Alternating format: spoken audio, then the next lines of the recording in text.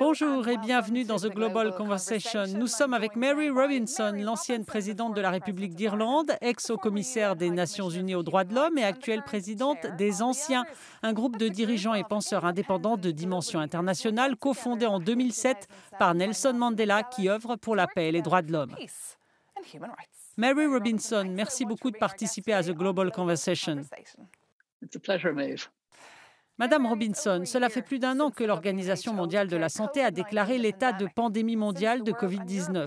Depuis, le monde et l'Europe vivent une situation de crise.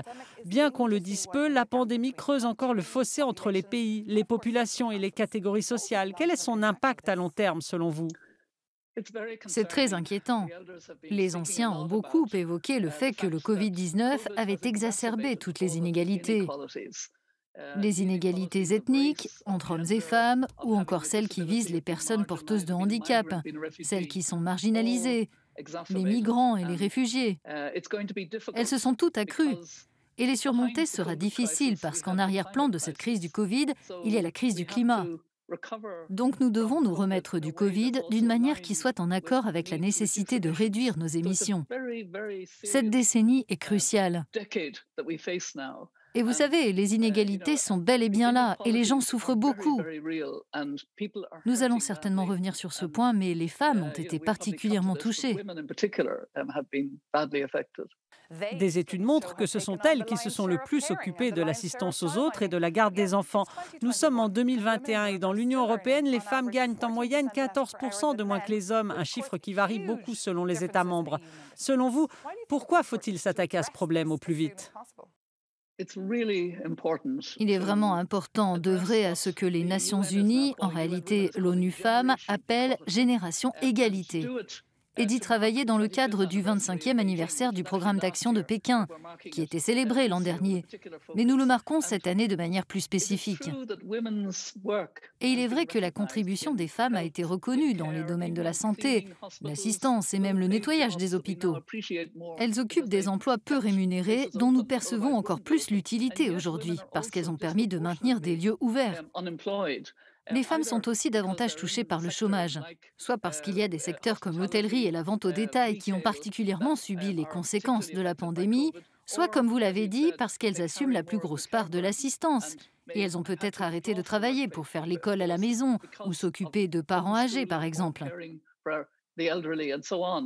Pensez-vous que cette pandémie puisse nous faire prendre conscience que le continent européen vieillit et que nous devons nous préparer pour la prochaine pandémie ou pour ce qui nous attend peut-être en 2060 quand les robots feront le travail des hommes, mais ce ne sont pas eux qui cotiseront? En réalité, le groupe des anciens a parfaitement conscience de cela.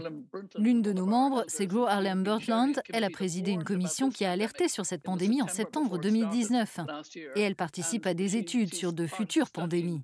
Donc oui, nous tous à travers le monde devons prendre conscience de cela. Pour ma part, j'aimerais que nous envisagions une autre manière de sortir de la crise du Covid.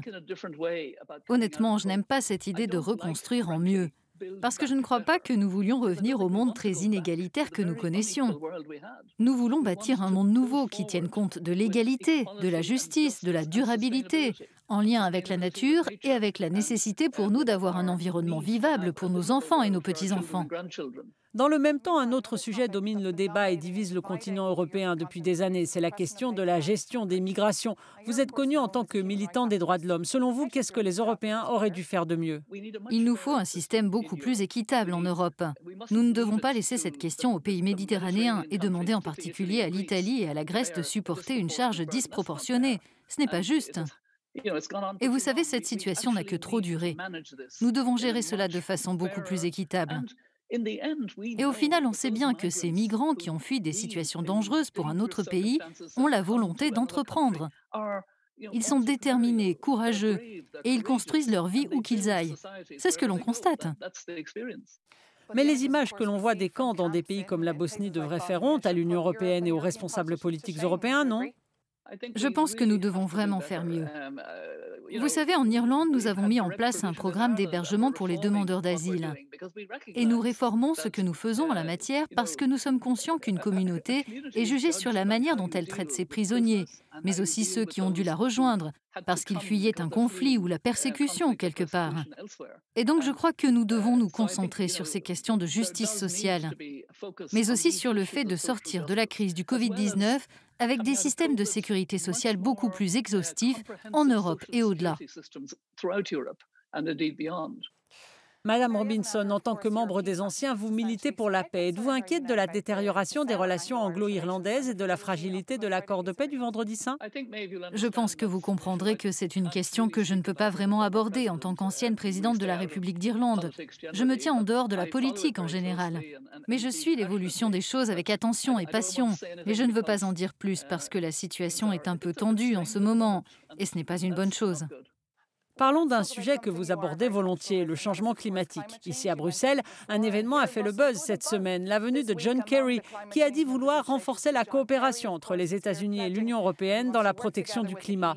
Que doivent faire les responsables politiques et les industriels pour s'assurer que ce continent soit bien neutre en carbone en 2050, en dehors bien sûr de faire des déclarations ronflantes et de simplement mettre du vert partout? Nous avons 2 grands cadres de discussion cette année.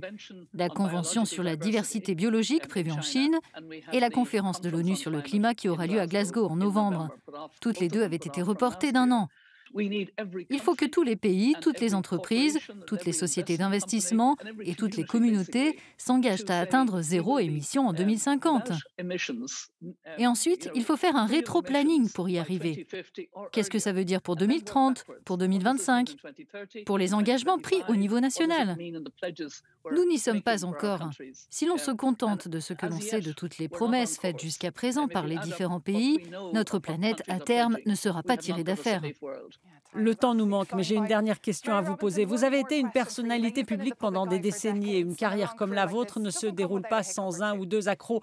Dans votre cas, il y a eu votre rencontre en 2018 à Dubaï avec la princesse Latifa. Je sais que vous vous êtes beaucoup exprimé à ce sujet ces 2 dernières semaines et vous avez dit que vous aviez été naïve. Mais j'aimerais malgré tout vous demander, regrettez-vous que ces 2 dernières années n'aient pas servi à alerter davantage sur sa situation?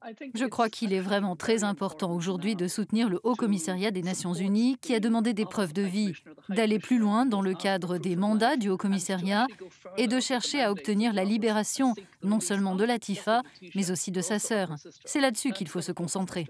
Là-dessus donc qu'il faut se concentrer. Mary Robinson, merci d'avoir été notre invitée dans The Global Conversation. Prenez soin de vous. Thank you, Maeve.